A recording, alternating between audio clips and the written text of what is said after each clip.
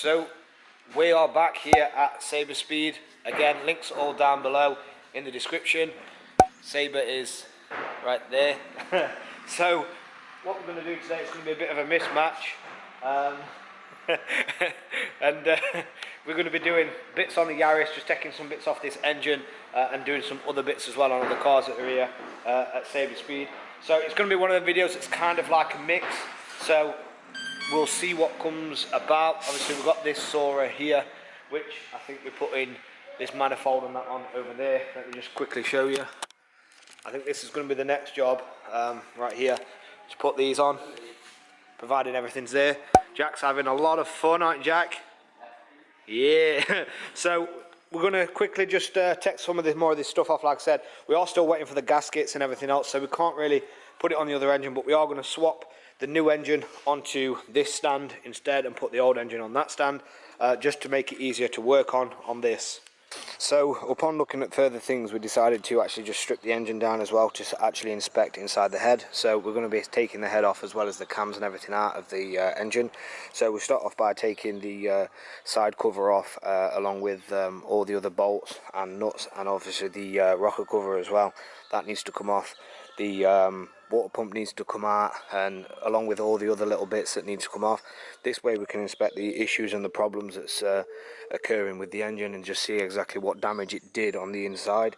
Now, doing a build like this, obviously you need to make sure that you do have plenty of precautions put in place, because again, you're putting a lot of power through a block that's not really capable of handling it. Again, these engines are pretty good at 160 brake horsepower to run them normal on the standard internals, but this again over boosted to around 30 psi, so it was running a hell of a lot more than 160, probably around the 200 mark, which again caused it to fail. By the looks of it, there's more than one piston as well that blew, because you can see on the inside that there's well, on the block, sorry, that there's more than one hole. So that means that the explosion probably occurred on more than one piston, which we're about to find out when we take the rest of the stuff off. Just before we go any further as well, these are the holes I was talking about. Right here. You can see through to the other side. These should not be here. Oh, look, missed one. Oh yeah, there's a little tiny one there as well. Oh, I can't get in there with... Oh, there we go. Again, these should not be here. We're going to scoot around the other side quickly. You can see there's one right there, and then one there as well. So yeah, we're going to carry on taking these bits off, stripping it all down, and get back to you soon. Now that the cams and the head is all off of the engine, obviously you can check down in the pistons below. You can see there's a lot of damage. Obviously all the head bolts had to come out as well for this. The damage down below, obviously it's gone through straight through the block. Now it looks like some of the pistons are intact, but there's one obviously that just got decimated in the bottom of the sump, along with the conrod. Now you can see underneath the car, well, underneath the engine, sorry, here, that it went straight through basically the block and all that sort of stuff. So that block is pretty much no good now. It's now time to start switching the old engine, well, should I say old engine, off of the engine stand, and putting the new used, shall we say, engine on there, so we can start fitting all the manifolds. Again, we don't have the gaskets or anything for the turbo just yet, and the inlet manifold and the exhaust manifold, so we're going to have to see what is actually happening. And Sabre is running around my feet. So as Jack likes to call it, the brand used engine is now put on the engine stand. So this allows us obviously to start putting the new stuff on there. Now the first thing that's going to go on, because we don't have the gasket sets for the manifolds, as we mentioned earlier, is the sump. So there's a special sump that needs to go on there. It's a lot thicker, it's a lot stronger. That is also going to go on now. So Jack's just cleaning up the sump itself so he can straight swap them over. That's going to be then siliconed on, which you can see happening here now as well.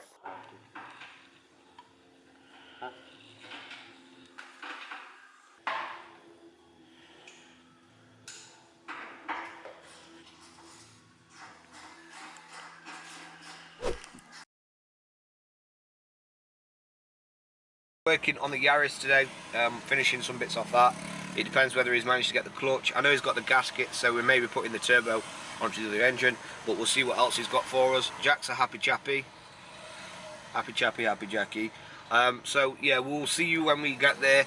I hope you're enjoying these videos of us working somewhere else as well. So see you guys soon. What am I actually going to do? Before we do go any further, did forget to mention, we are going to do a Q&A, aren't we, Jack? Yeah. Any questions that you guys have, comment them down below in the comments, and we'll do a little bonus video on either like a Saturday or a Sunday to answer your guys' questions. So make sure you're firing all them questions down below. Anything you want to ask, no matter what it is, we'll answer anything. No, Jack is not 40. Feel it? Yeah, me too. Oh, well, I'm nearly there anyway. No, I'm not. No, Yeah, I'm you not. are. Yeah, you no, are. I'm not. Yeah, you are. So we'll see you guys very, very soon. Make sure you are commenting down below. So we are back here at Sabre Speed. Again, always links are all down below as well. Jack's still working on this Yaris engine. He's just going to put the manifolds back on with some new components and gaskets as well that have been bought for the car. And then I think we'll be working on the gold Soarer after, but we'll see where this takes us. So enjoy these little cinematics of the manifolds going back on and all that sort of stuff.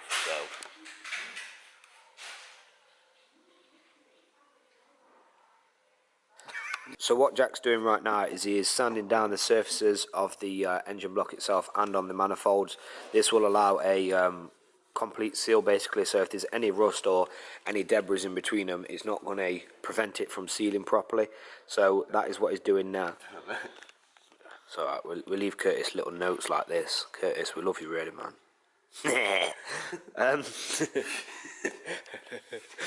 So you can see Jack here putting the exhaust manifold back on with the new gasket, tightening all the bolts up as well, and you can also see him putting the gaskets on the inlet manifold, and then putting the inlet manifold is then going to go and get bolted on the other side.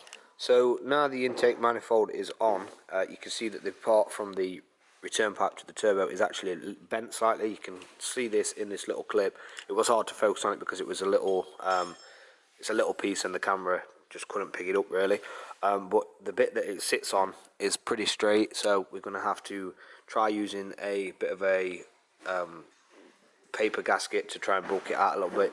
If this doesn't work and it does still leak, then we're obviously going to have to make adjustments to it itself. The return pipe is now connected. Obviously we will check for leaks at a later stage to see if that has done anything. If not, again, we'll modify that later on if we have to.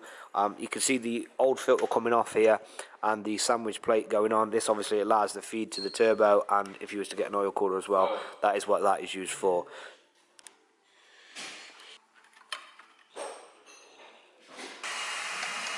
So the turbo feed pipe has been redirected round the engine. Round the engine instead. Before it was underneath. Obviously that's not practical really. It's not really what you want to be doing, because if it catches on anything, again, there's going to be issues. Jack's just eating his sandwich. What flavour you got? Bacon crust. Very interesting. So that means that something's going to get a lot smellier. Wouldn't it? No, back off, back off, back off. I've got a lot today. I've got an intercooler down here, I'm not afraid to use it. It's a little baby intercooler. So, we can't really do anything else on this engine now, so it's going to be a little bit of a change. So we're going to be working on this gold Soarer up here. I believe the interior needs sorting out. It's had, what has it had done to that? It's had a conversion, hasn't it? Manual conversion. Manual conversion, but it's got a BMW gearbox in it, hasn't it? So obviously there's some mounts and that under there that's been done.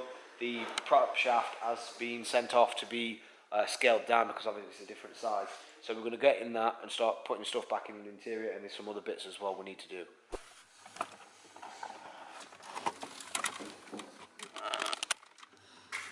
So I reckon... So with the gearbox being different and not actually for this car, the gear selector is too long, so that obviously has to be modified so the actual gear stick sits where it should be, rather than cutting out too much plastics inside and making it fit. So obviously ideally you want it in the exact same location it was before, less mess, and it looks so much better as well. So that's what's happening now. Wolf is just under there measuring it all out, and Jack's stroking Sabre. So the only plans that we've got now that we can do for this, while we wait for that, I beg your pardon? What? You're not going to do that to nobody's face? No, Curtis said he was going to do that to me. I got scared. Was you scared? He couldn't hold it and done it somewhere else instead.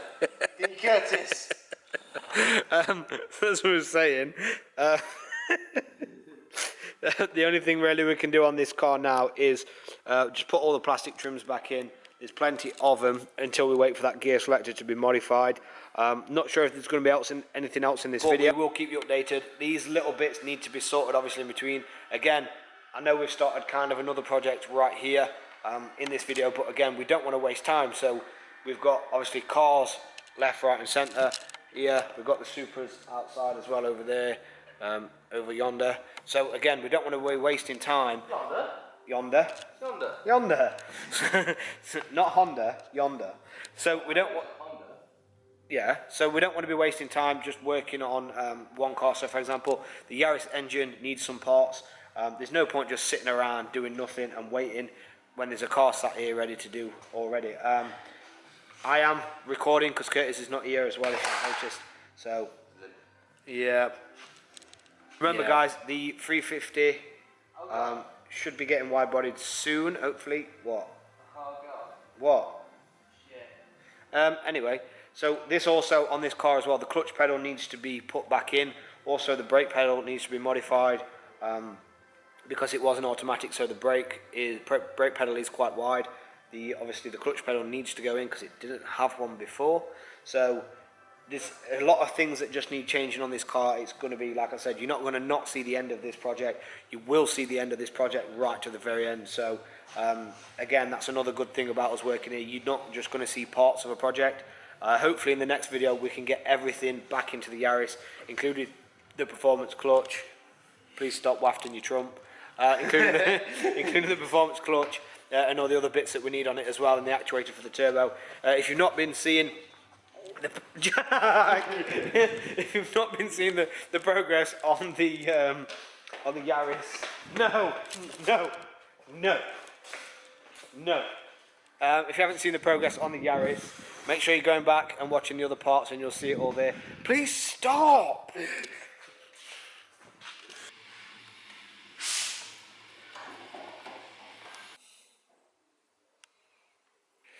So, as we were speaking about earlier, the brake pedal is obviously out now, and it is a lot longer. Jack just shows you here, we've actually got another brake pedal. Jack, don't run away from me. Okay, so he's not going to show you, he's being selfish. Okay, so this is the problem that we've got here, look, is obviously this brake pedal, which is the original, right there, it's obviously leaning to the left with the natural curve. Now, this other brake pedal here, what we've got, is actually straight, so this should stop any interference with the other pedals on the car. He tried to hit me with it. So yeah, that should obviously stop that interference, which will help massively, because again, you don't want to be trying to press your clutch or accelerator and pressing your brake instead. That is a no. But Jack, on a serious note though, I found you a turbo for your VXR. This is too small, yeah? That is actually for that, which you will see again, like I said, in another video, another project. We are literally working through all these projects here, getting them all done and ready for their customers. So make sure you hit that subscribe button, make sure your notification icons are on, and yes, we will put this brake pedal back in. I'm not sure what else was going to happen today. Again, the gear linkage, the gear shifter, sorry, has been sent off to be prefabbed and made smaller. So when you next probably see this, we'll hopefully be finishing the Yaris engine, like I said as well. But again, you will still not miss everything on this Soarer. You'll see that till it literally goes out the door. Same with every other project that we start on here. There's a Yaris with the engine bay disappeared. Supercharged Yaris has gone, and the chaser has gone as well. So that's 2 that's gone. Hopefully 3 very, very soon, and hopefully 4 very soon. And once they're done, obviously there is then the Supra to bring in, which is at a automatic to manual conversion, which we're just waiting on the parts for. So Jack's now doing the crab underneath the car, so he's having fun down there.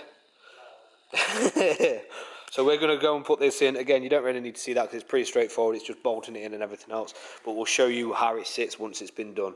So pedal didn't fit. So basically we're going to head off home now, but do not click off because we've got a little something to show you. There's only one way home. Look at his face. There's only one way home, and Jack's got to do some bit of a manoeuvring. Now I'm going to get out and record it. We already know about this though. Yeah, we do already know about this because we've already been through it on the way here, but we thought we'd show you guys. But I think it's worse now. Yeah, it will be worse. It will be worse. Let's just say I was sat in the car and I thought I was going to drown. It was like one of them beach puddles. If you know what that means. So yeah, don't turn off. See you in about 2 seconds. You'll see exactly what we mean. So this is what we was talking about. This river is usually quite small, but for some reason we've had a lot of rain the last few days, so obviously it's a little bit flooded. So we're about to watch Jack drive through this. Now it came to under the doors, so this is going to be very, very interesting. Here we go. Jackie's turn. You have to bear in mind as well, his car's not actually lowered, but it does actually look quite low. Hey? It's not as deep as earlier. It's not as deep as earlier.